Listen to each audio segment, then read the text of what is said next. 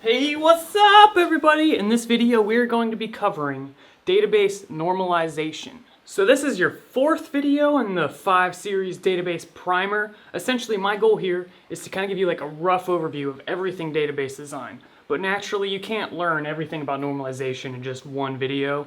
So this is going to be something that continually shows up in future videos and throughout your database career. So don't blow this off, it's pretty important. So database normalization is basically a set of rules that you can optionally follow, and it will help you get a better, more protected database design. It protects your data integrity, it prevents redundant data and contradicting data, like, oh, here's John, his phone number is 123 whatever. And then, oh, here's also John, his phone number is 457 something else. And then you don't know which one's right. So these are the kinds of things we want to avoid. And the main ways we design a database is one, with relationships, and then two, once we kind of got those relationships designed, we start doing normalization, which is kind of like a check that looks through your database and catches anything that might not work the way you want it to. But you guys got to realize that a lot of these decisions, like, oh, should we design it this way or should we design it this way? These are things that are decided by the business rules,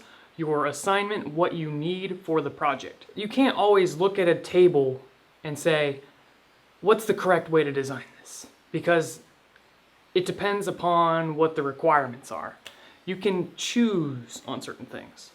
But I'm kind of getting off topic, so let's get started. The three normal forms are first normal form, second normal form, and third normal form. There are a couple other ones after that, but who cares about those? Let's start with the beginning ones. So we're going to start with the first normal form. Now the first rule of first normal form is that all of your columns need to describe something that is atomic. What does it mean if something is atomic? It means that it is in its lowest form, like the most you can divide something up. The reason being is that one time these science people believed that atoms were the smallest thing, and they assumed that, oh, you can't split an atom, right? Pretty helpful. How's that apply to database design? I don't know, but we're using that word. So essentially, we want the column headers, or whatever the column is about, to describe one individual thing. But don't make it so small that it loses the meaning of what it is, right? So there's like a fine balance. So like, for example, we have a phone number, right? So here's my phone number, and this is something that is atomic. It's the smallest indivisible thing that can describe a phone number. If I wanted to split this up, like let's say I split that, now you have to do some extra combination, like, oh, the area code and junk, but I would say that the full number qualifies as being atomic. When it comes to names, I would say first name is atomic, middle name is atomic, and last name is atomic. If you just combine all of those into a column like name, I personally think that's not very atomic. You can do that though. It's up to you. One reason that might be good is for different countries, names are separated different, so people don't always have first, middle, last. They might have like first, second, middle, second middle. I don't know. I don't have an eraser. Don't worry, t-shirt to the rescue. So as a reminder, the first part of first normal form is that the columns are atomic. The second part is that the data for each row is one thing. So it's similar to things being atomic, but now it's the number of items that are not divisible. So if we go back on the phone number, so if this is my phone number, this whole entity is atomic. You wouldn't want to split it. That puts you at risk of making a nuclear bomb. So we're just going to keep it at that. But what if I have two phone numbers? So now in our database we have a column phone number, and within an individual row for me, I have one phone number and then I have another phone number. How do you go about storing this? Are you just supposed to put them both in there as one giant string? No, that'd be stupid. You don't want to do that. So this is an issue. Databases are designed to be atomic. We don't want to put a bunch of junk in one thing of data. Because if you wanted to go through here and grab phone numbers, you might say something like, oh, select the phone number from this table.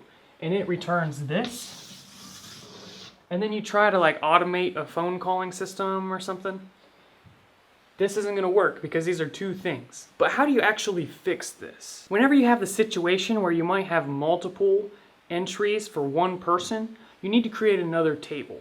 Now when it comes to phone numbers, some people would just put phone 1, phone 2, and leave it at that, and if they don't have a phone 2, then they'll allow you to put nulls into that field. But some people prefer to have no nulls in their database. And if you don't know, nulls are just the absence of a value, so no phone number. But if you want to force, we want you to be able to have unlimited phone numbers, and if you don't have two phone numbers, we don't want you to even have a second phone number, because that's just wasted space, right? The way you would do that is you create a new table for phones or phone numbers. And then within this table, you're going to have two columns at least. The first column is going to be a reference to the person. And the way you do that is with a foreign key. So this might be an ID of a person. And then the other column is going to be the phone number. So let's say we have a person over here, and he has an ID of 7. We're going to put an entry over here, 7, and then we're going to put one of his phone numbers over here. Then if you had another phone number, you would make another entry into this table with the same foreign key referencing this dude, and you would put his second phone number. This solves that problem of having phone number 2, null, null, null, null for like everybody. So the way it works, the way it prevents nulls is if we have another person and her ID is 8 and she only has one phone number, you only need one entry in this table. Problem solved. So to conclude first normal form, every column is atomic, and then every entry for that column only has one value. Let's move on to the second normal form. Second normal form deals with something known as partial dependencies. So before we dive in and talk about what partial dependencies are, let's just talk about what normal dependencies are. Essentially, dependencies are when an attribute depends on an entity, or basically it describes the entity. So this goes back to like the very basics of databases where you have attributes and entities. So if we had a person, this would be the entity, and an attribute would be the name, phone number. I was looking back at my old videos, and one of the attributes I used was their pH level. Really? So let's go with it, their pH level. All of these attributes depend on the person, meaning that if you change the person, these are also going to change. So usually this entity is described with a primary key. So usually it's an ID, but not always. That's called a surrogate key, meaning the database just generates some random number to represent an individual person. So that's what we're going to go with. But if you don't want to use random generated numbers, you can look into natural keys. But those are complex, so forget that. So let's go with person, and we're just going to make this a person ID. So everything depends on the person ID.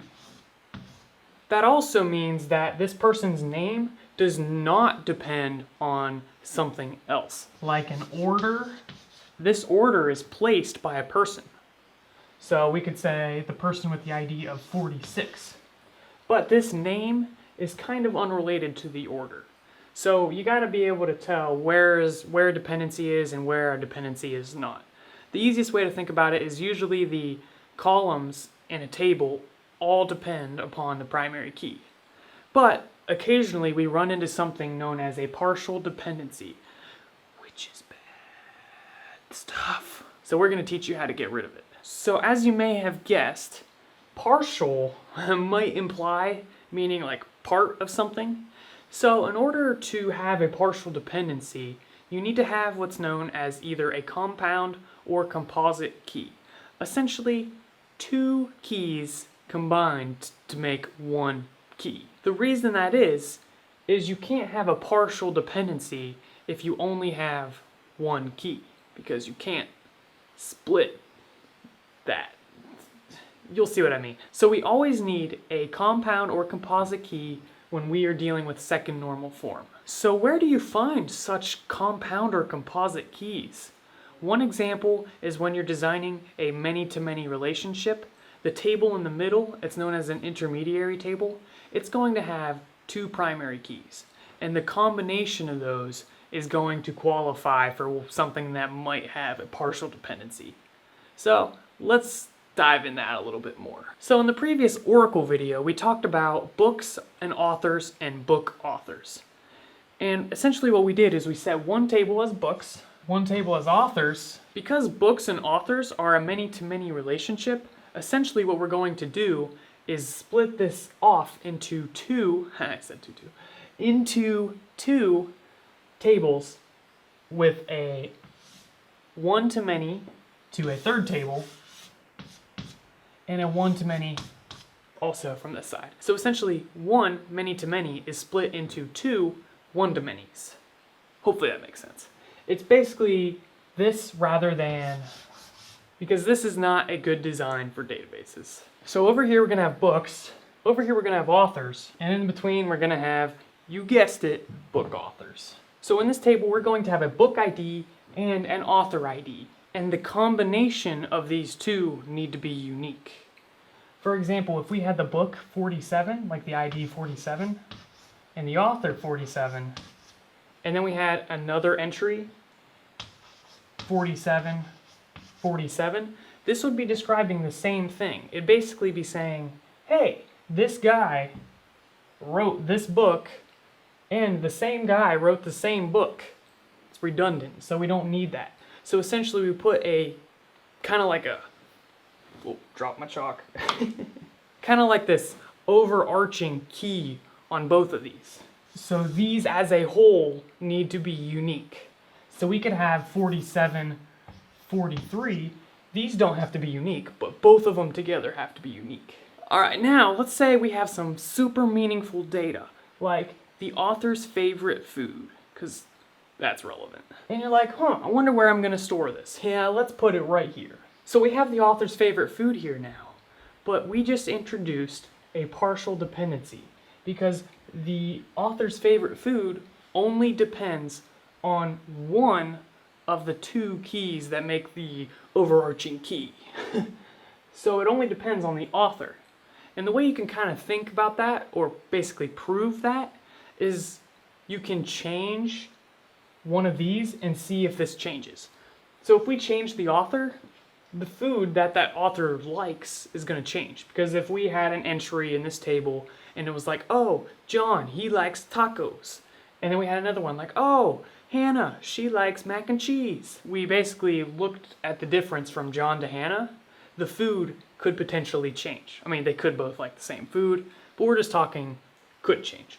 But if you go through the books and you change them, this is always going to stay the same. The food is not going to change. So, oh, John, he wrote Three Little Pigs. His favorite food is tacos. Oh, John, he wrote Mary Had a Little Lamb. Is that even a book? I don't think so. But his favorite food is still tacos. You can see that it really has nothing to do with the book. So the appropriate place to put this, as you guessed it, is over here. That would fix the partial dependency. But this also brings up the question, when is it appropriate to put something in here? And the only time is if it depends on both of the keys. So a good example is the author's position on a published book. So you know, authors, they get all like mad because they want to compete for like the #1 author, right? Like the first person. Because then basically they kind of get most of the credit for the book. So that's something that might be important if you're a publishing company, is what position that author is for a specific book. But as you can see, it kind of depends on both, because it depends on who the author is and what book you're talking about. If you were over here and you said, oh, John, he's position #1, but that doesn't tell you position #1 for what book.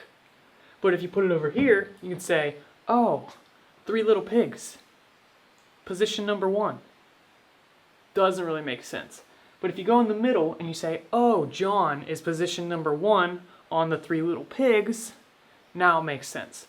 So in that situation, you would not have a partial dependency and the correct location is to store it in here. So hopefully that kind of sums up second normal form. It's one of the more complicated ones. It's taken me a couple years of my life to really meditate and grasp all the details of second normal form, but one day, young sir, you will get it. Or ma'am. Moving on to third normal form. This deals with something known as transitive dependencies. These ones are a little easier, so relax. So what in the world is a transitive dependency? Essentially, it's when you have a column that depends upon a column that depends upon a column that depends upon a column that depends upon a key. You have like this weird hopping thing going on. And it doesn't have to be that many levels. It could just be like a column depending upon a column that depends upon the primary key. Yeah, I know that's like really conceptual, so the easiest way to show this is to go through an example. So let's say you are a publishing company, and you have this beautiful website where people can go on there and put their ratings for all of your books. And you know, these websites usually have some sort of star system or like, dislike. We're going to go with a star system, so that way people can go on there and rate their book. And it's generally accepted that like 5 stars is like, wow, this book is incredible, it made me win the lottery, it's awesome. 3 is like, yeah, this was okay, and then 1 is like, wow, this book gave me Lyme disease. Okay, so we kind of understand that, but let's just say you wanted to store what those stars meant in a database for some reason. You might try something like this. Inside of a rating table, you might have the user's comment, their star rating, and then you're going to have the star rating meaning. Now you may already see the problem here. The problem is that the star rating meaning does not belong in this table. We have a transitive dependency. That's because the star rating depends on the comment, and then the star rating meaning depends on the star rating. It's kind of like this bouncing thing. So the way to fix this is to create another table. You could just name it whatever, stars. Now within this table you could have the ID, and then you could have the rating. So you could say rating 1, 2, 3, 4, 5, and then another column for the rating meaning. And then inside of this table, instead of having both of these, you would just have a star rating that would be a foreign key to one of the rows inside of the stars table. So let's just go over an example. So here is a row in this table, super great, and then a star ID of 5, which could conveniently correlate to like 5 stars, but it doesn't have to. And you might also have like a user. Now, I'm gonna kind of comment my opinion on this. Putting the star meaning in a database is probably unnecessary, mainly just because 1 through 5 stars is kind of universally known, like 1 is bad, 5 is good. So do you really need to put the meaning in here? Plus, programmatically, in like whatever programming language you're using to make an application, you could put that phrase like, oh, this is 5 stars, great. You could put that on the application, but you don't necessarily have to store that in the database. You could just put it in HTML or whatever you're using. So that was a pretty simple example, but it wasn't the most practical example. But there are plenty of other examples. For example, you could have a person table, and one of the columns in that person table could be the person's driver's license number or something. And then another column could be the state in which they got their driver's license. But does that actually belong in the person table? Is the state that the person got the license in related to the person itself, himself, herself? Not really. That would be an appropriate situation where you could break it off into like driver's license table or something like that. Now that's with a compromise, because now you have an extra table, you have to do more joins, and the database design becomes more complex. So the lesson learned from this video is that the whole normal forms and database design is very subjective, and it really depends on what you want. So if it was me, I'd go on like the more simple side and don't normalize it too much. But if you do that at work and get fired, I said nothing. Nothing. Thank you guys for watching. I've been trying to give these videos in a very conceptual way, so that way this stuff applies to every single relational database you guys use, whether it's Oracle, SQL Server, MySQL, etc. The concepts are what's important. If you know these concepts, you can design a database in whatever database management system you want. Keep that in mind as you go on to the next video, which is the last video in this 5-video database primer. But in that video, I will try to give you some more information on what we're going to study relating to just Oracle database design. For example, different data types and all of that stuff. That stuff's going to come a little later, but this is the foundation for it all. So thanks guys, keep at it, keep with it. See you in the next video, and I'm hoping you're enjoying this series. Thanks, bye.